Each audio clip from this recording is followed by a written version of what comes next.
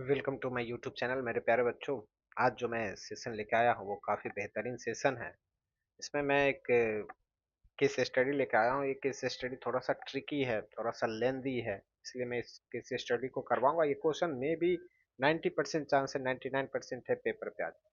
तो देखिए, मैं एक ओवरऑल आपको एनालिसिस देता हूँ कि घर में टाइल्स लगाना है। ठीक है, घर में टाइल्स लगाना है। ठीक है वो, और टाइल्स का शेप हम पहले टाइल्स लगाने से पहले एक पेपर पे डिजाइन कर रहे हैं। और ये आपका डिजाइनिंग शेप है कि ये टाइल्स के शेप को हम पेपर पे ऑन दी पेपर क्या कर रहे हैं, पहले डिजाइन कर लिए हैं। और पेपर जब हम इस टाइल्स के शेप को डिजाइन कर चुके हैं तो फिर क्या बोला गया है कि हमको डायमेंशन मेजरमेंट करना होगा कि भाई कैसे डायमेंशन लगाएंगे। तो लेंथ हमको मेजरमेंट करना होगा। लेंथ मेजरमेंट करने के लिए हमको कोऑर्डिनेट चाहिए। तो कोऑर्डिनेट सब कुछ दिया हुआ है और बात बोला गया है कि सभी का हमको लेंथ मेजरमेंट करना, जो जो इन्फॉर्मेशन दिया गया है। तो क्वेश्चन के फर्स्ट पार्ट में पूछा है what is the length of segment joining point B and F.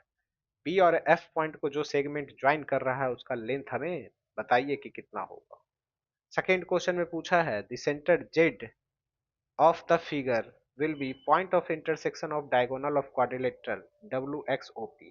मतलब जो Z है वो क्या है, point of intersection of diagonal किस किस सेक्शन का है, WXOP का। ओके। थर्ड क्वेश्चन में पूछा है कि y एक्सिस पे एक पॉइंट है जहां से A और G के बीच का जो डिस्टेंस है वो इक्वल होगा। और फोर्थ में पूछा है कि भाई बताइए ट्रेपेजियम AFGH का एरिया क्या है। तो पहले मैं क्वेश्चन नंबर 1 करता हूँ।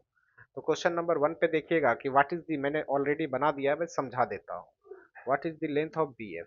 तो बी ए का कोऑर्डिनेट अगर हम बात करते हैं तो यहाँ पे बी का कोऑर्डिनेट देखिएगा। तो बी का कोऑर्डिनेट आ रहा है 1,2 और एफ का जो कोऑर्डिनेट है वो आ रहा है -2,9। नहीं तो फिर डिस्टेंस फार्मूला लगाते हैं। तो डिस्टेंस फार्मूला लगाने के बाद 1 माइनस माइनस प्लस 2 का होल स्क्वायर, 2 माइनस 9 का होल स्क्वायर, यहाँ पे करने पे √158 यूनिट आ रहा है। फिर आ रहा है किसके बीच में, फिर आ रहा है आपको जो WXOP, जो ये क्वाड्रिलेटरल है, उस क्वाड्रिलेटरल का सेंटर पे हम बात कर रहे हैं कि इसका सेंटर क्या होगा। तो इस क्वाड्रिलेटरल का अगर हम सेंटर पे बात करेंगे तो क्वाड्रिलेटरल के सेंटर को हम मिलाते हैं।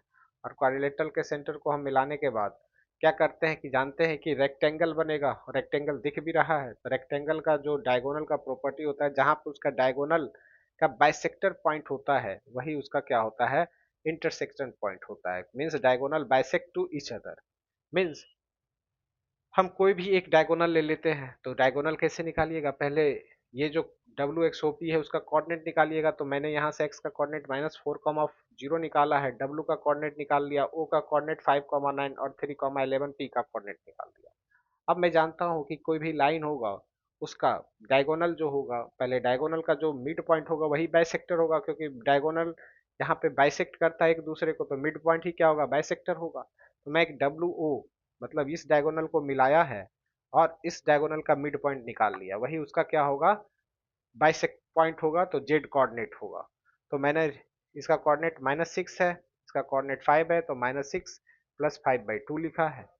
2 प्लस 9/2, 2 प्लस 9/2, यहाँ से आंसर हो गया -1/2 और 11/2।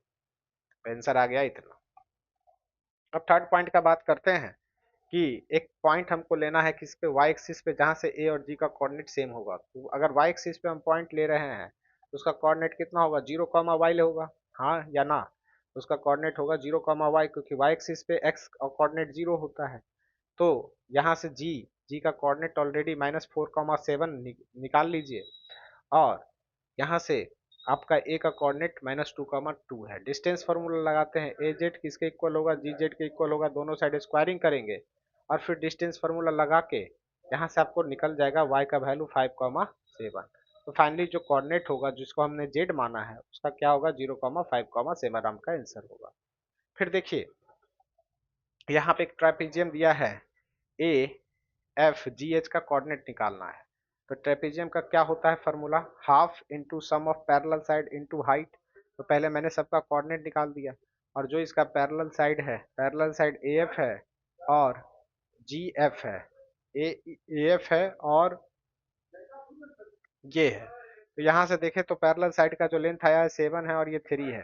तो हाफ 7 + 3, और हाइट कितना है, हाइट यहाँ पे 2 है, तो ये 2 है, तो यहाँ से इसका आंसर 10 यूनिट आएगा।